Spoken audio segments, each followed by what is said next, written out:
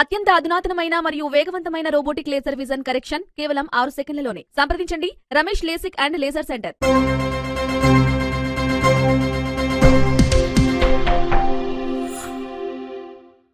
నమస్తే, welcome to Vihari news.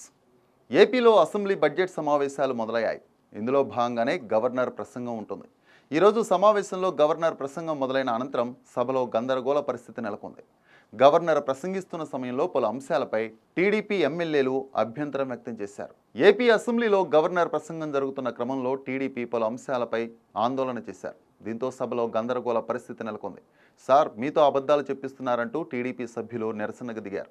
Governor ప్రసంగంలో రైతు భరోసా కేంద్రాల గురించి ప్రస్తావన రావడంతో రైతు భరోసా కేంద్రాలు ఎక్కడా అంటూ తెలుగుదేశం సభ్యులు ప్రశ్నించారు. ఇన్పుట్ సబ్సిడీ రైతులకు కాదని వైసీపీ నేతలకు ఇచ్చారని ఆరోపించారు.